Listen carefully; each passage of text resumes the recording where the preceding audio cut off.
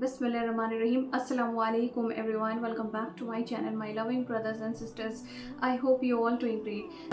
So आज जिस सूरा पे मैं रिएक्शन देने जा रही हूँ वो है सूरा अन-नबा और इसको बहुत ही खूबसूरत आवाज़ में तिलावत किया गया है बाय अब्दुल रहमान मौजिद. So yes, without any further ado, let's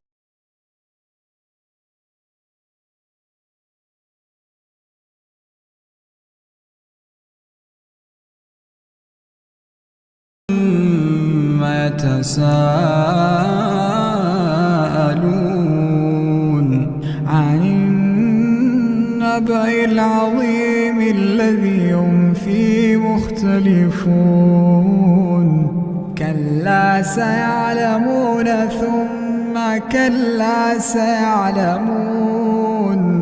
ألم نجعل الأرض مهادا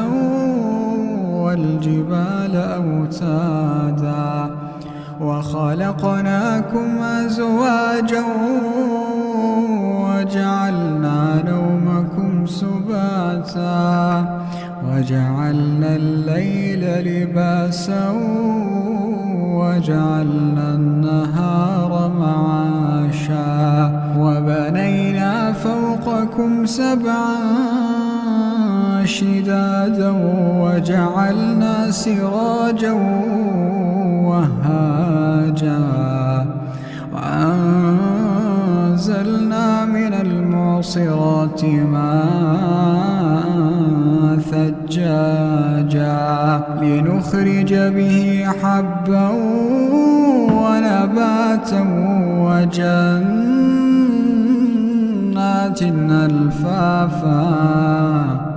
إن يوم الفصل كان ميقاتا يوم ينفخ في الصور فتأتون أفواجا وفتحت السماء فكانت أبوابا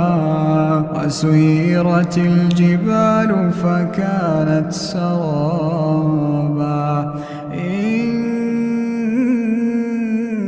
جهنم كانت مرصادا للطاغين مآبا لابثين فيها أحقابا لا يذوقون فيها بردا ولا شرابا إلا حميما وغساقا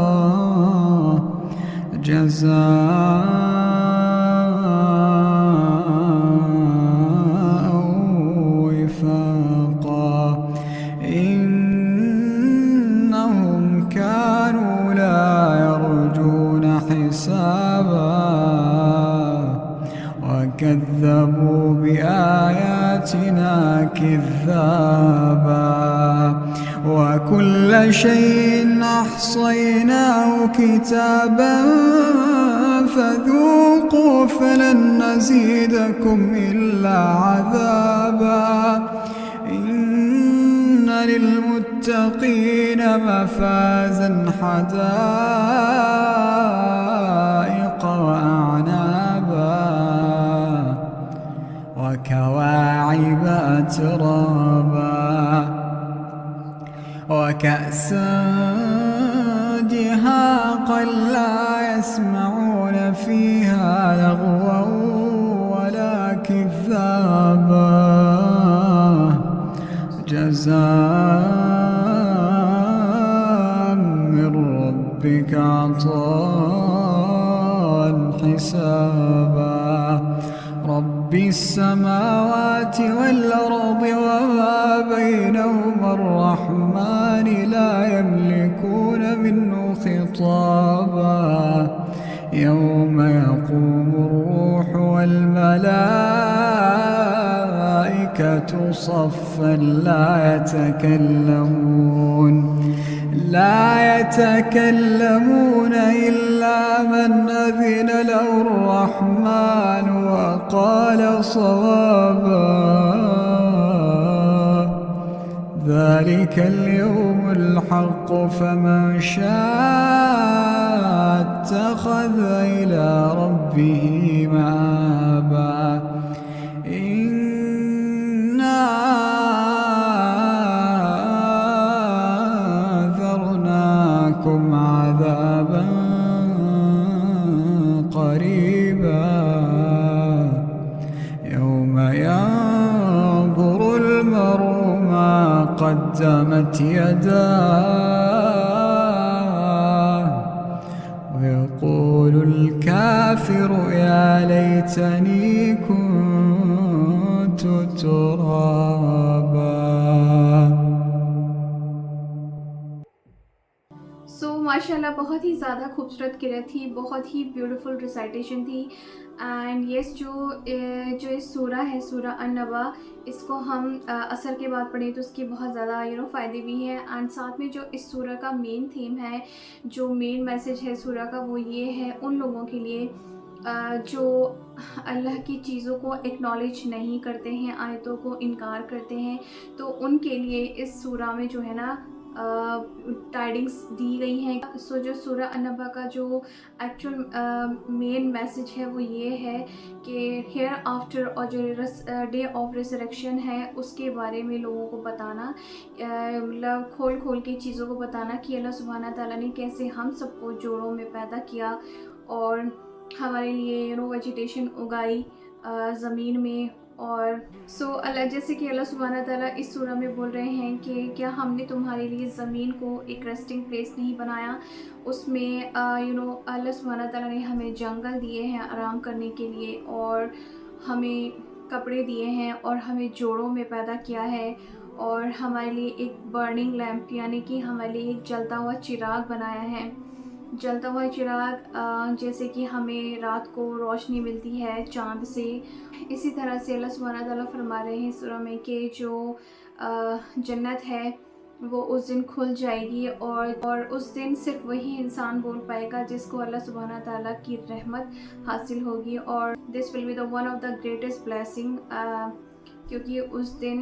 जैसे कि अल्लाह सुब्हाना ताला सूरा में फरमाते हैं कि उस दिन हर कोई कतार दर कतार खड़ा होगा, चाहे जितने भी स्पिरिट्स हैं और जितने भी एंजल्स हैं, हर कोई कतार दर कतार खड़ा होगा, नहीं मतलब रो में खड़ा होगा, और हर उस दिन हिसाब का दिन होगा। तो बहुत ही खूबसूरत सूरा है। जो उसका ट्रांसलेशन है, जो उसका तर्जुमा है, वो बहुत ही ज़्यादा खूबसूरत है। जैसे कि अल्लाह सुब्हाना ताला कहते हैं कि हमने तुम्हें जोड़ों में बनाया,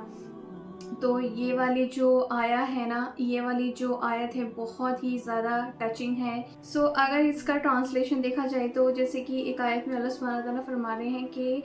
जो लोग इनकार करते हैं उनके लिए कैसे मतलब दोज़ख का एक खौलता उबलता हुआ एकदम पानी है, बहुत ज़्यादा गंदा पानी है, ना कोई इसमें कूलनेस होगी, ना कोई पीने की कोई चीज़ होगी, वो एक बहुत बुरी चीज़ होगी। एंड देन जो लोग इनकार करते हैं, अल्लाह सुब्हाना ताला ने उनके लिए कहा है कि वो बहुत ही अप्रोप्रिएट मैनर में एक रिकम्पेंसेट कर देंगे उस चीज़ को जिस चीज़ को उन्होंने इस दुनिया में इनकार किया। तो अगर इसका तर्जुमा खोल के देखा जाए तो बहुत ही खूबसूरत सूरा है, एंड बहुत कुछ सोचने समझने को और तदब्बुर और तफक्कुर के लिए हमें मिलता है।